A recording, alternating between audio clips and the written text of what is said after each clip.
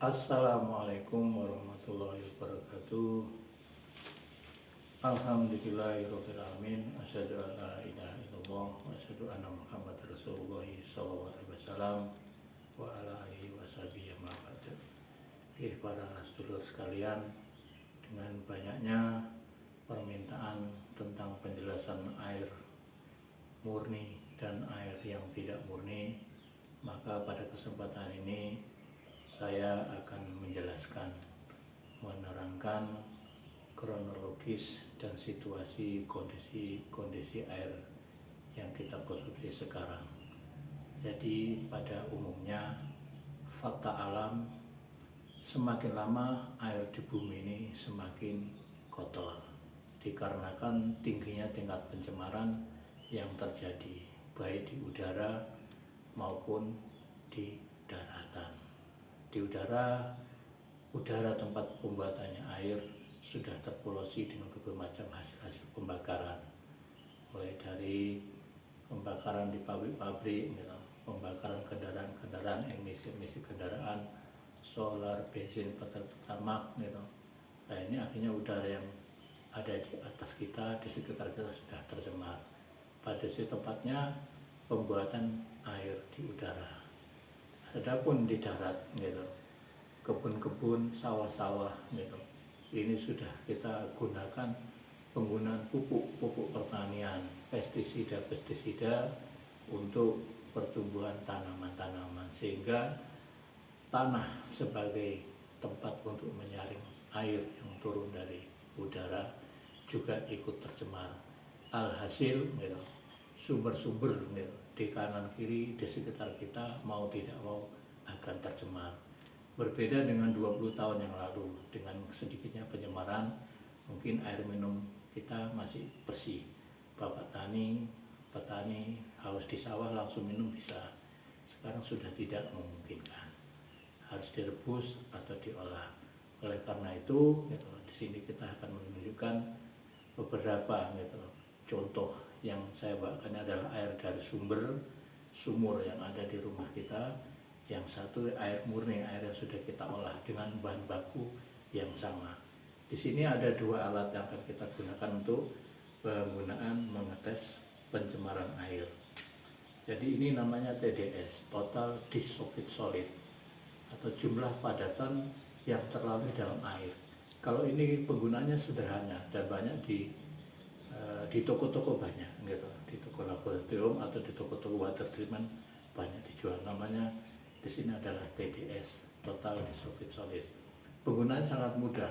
Kita on-kan di atas ini, telah muncul angka 0, Posisi menunya adalah di ppm. Ini tinggal dicelupkan. Nah, angka yang muncul di situ itu menandakan polutan yang larut di dalam air. Ini kita coba air yang sudah kita olah di sini, ini muncul TDS-nya, muncul. Ya, ini sudah muncul angkanya. Kita lihat di sini muncul adalah angka 9 ppm, berarti ada 9 partikel per molekul polutan yang ada di dalam air. Karena airnya ini sudah hasil prosesan dengan menggunakan water treatment. Adapun water treatment nanti kita jelaskan di pertemuan yang akan datang. Ini adalah air sumber yang ada di rumah sebagai bahan baku air murni yang sudah kita filter tadi. Nah ini adalah kelihatan ya, adalah 292 ya. Ada 292 ppm. Nah ini ya, ada dengan metode alat ukur TDS. Kita hanya tahu ukuran saja secara nominal. Adapun itu apa-apa kita tidak tahu, datanya nanti lewat analis report atau di lab kan. Ada satu alat lagi, ini namanya electrolyzer. Electrolyzer ini dia akan memecah partikel molekul yang ada di air. Apa yang terkandung tadi, jumlahnya tadi itu segitu, nanti dia memecah sehingga nanti apa yang tadi terukur itu bisa nampak secara fisik, jadi secara kelihatan, bisa dipandang oleh mata.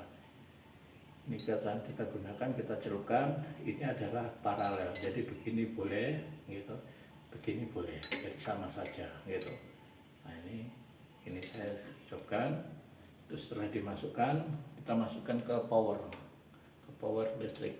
Nah, setelah dicopkan kita on kan elektrolisernya. Nah ini kita tunggu paling lama 1 menit atau 2 menit. Di sini kelihatan ada suatu reaksi. Jadi air yang TDS-nya semakin tinggi akan terjadi reaksi.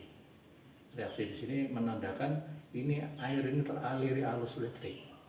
Padahal arus listrik itu paling mudah diantarkan oleh unsur logam, gitu. Lah air yang sudah dimurnikan atau sudah dibersihkan, gitu, mendekati air murni, itu yaitu H2O. Kalau secara TDS standar WHO itu maksimal 30 sudah bisa dikategorikan air murni. Nah di sini, nah ini sudah kelihatan, gitu. Jadi adanya putih-putih ini menunjukkan air ini banyak mengandung bakteri, ada putihnya karena air ini belum direbus. Ini pembersihannya kalau kita hanya merebus dia tidak membersihkan, hanya membunuh kuman, gitu. Jadi sudah nampak. Secara fisik kalau kita pegang ini panas. Nah panas menandakan terjadi aliran listrik. Padahal elektrod dari sini tidak terhubung, tapi dengan ada air yang mengandung metal atau logam, sehingga air ini bisa dialiri listrik sehingga terjadi panas. Di sini tidak panas. Oke, demikian gitu. Untuk gitu. Untuk pengecekan pencemaran air murni gitu. Jadi bedanya air yang berpolutan dengan air yang tidak berair murni di sini nih. Adapun untuk air minum yang sudah dikemas gitu, insya Allah nanti bisa dicek sendiri dengan menggunakan TDS dengan menggunakan elektroliser. Insya Allah itu yang bisa kita informasikan caranya menunjukkan kondisi air kita saat ini. Adapun berikutnya insya Allah nanti akan kita terangkan juga bagaimana air ini bisa menjadi air ini. Kami punya satu terobosan gitu, satu teknologi yaitu untuk mengolah air yang sudah tercemar menjadi bersih. Rumus molekul air secara ilmiah kita sekolah adalah H2O.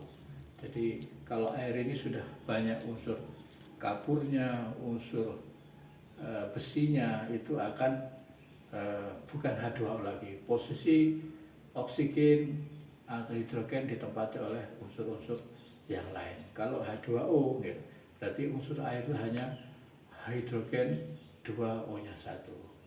Alhamdulillah, jazakumullahu khairan. Assalamualaikum warahmatullahi wabarakatuh.